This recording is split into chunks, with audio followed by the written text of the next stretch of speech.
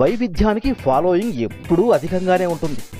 అందుకే జపాన్లో చేపట్టిన గుంటలు తవ్వే పోటీకి మంచి స్పందన లభించింది. జపాన్ జనాలు ఓ రేంజ్లో విరుచుకుపడి తవ్వేశారు.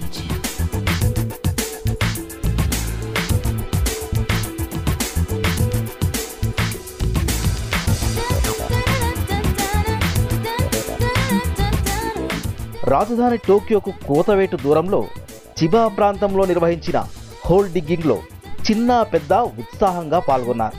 తమకు కేటాయించిన ప్రాంతంలో ఉత్సాహంగా తవ్వకాలు చేపట్టారు.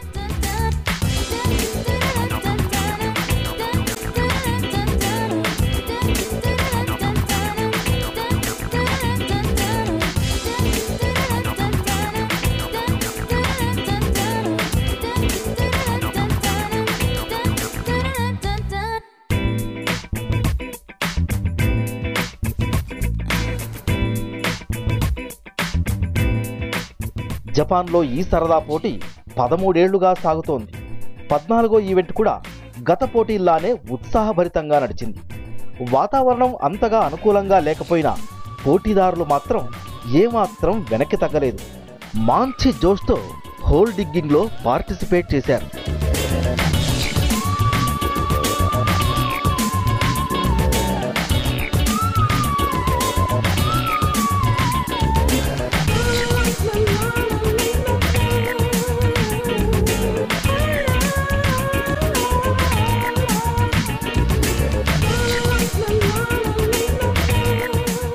ముప్పై నిమిషాల్లో ఎవరైతే ఎక్కువ లోతు తవ్వుతారో వారే విజేత. అందుకే విజయం కోసం పోటీదారులు తమ నైపుణ్యాన్ని బలాన్ని ప్రయోగించి లోతైన గుంటలు తీసేందుకు ట్రై చేస్తారు. ఇక విజేతకు లభించే ప్రైజ్ మనీ భారీగానే ఉంటుంది.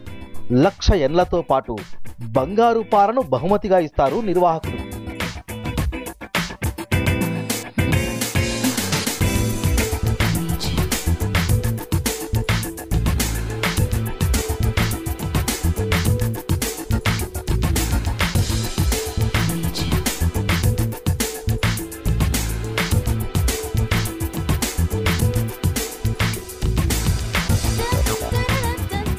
ఈ దఫా చేపట్టిన కాంపిటీషన్కు దేశవ్యాప్తంగా 271 బృందాలు తరలివచ్చాయి. ఈ ఫన్నీ పోటీని పెద్దల కోసం ఉద్దేశించి ఏర్పాటు చేశారు.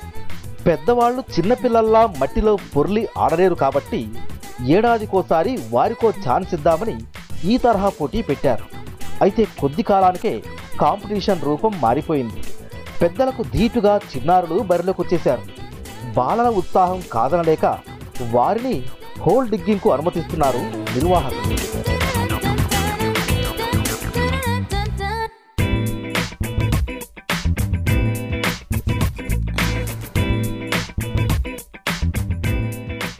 చిబాలో ఉత్సాహంగా సాగిన హోల్ డిగ్గింగ్ కార్యక్రమం స్థానికంగా పండుగ వాతావరణాన్ని సృష్టించింది. లోతైన గుంటను తవ్విన వారికే కాక పలు కేటగిరీల్లో ప్రైజులు అందిస్తూ టీమ్స్ను ఉత్సాహపరిచారు నిర్వాహకులు. సృజనాత్మక గుంట, నిజమైన వస్త్రధారణ లాంటి విభాగాల్లో బహుమతులు ప్రకటించి ఆకట్టుకున్నారు.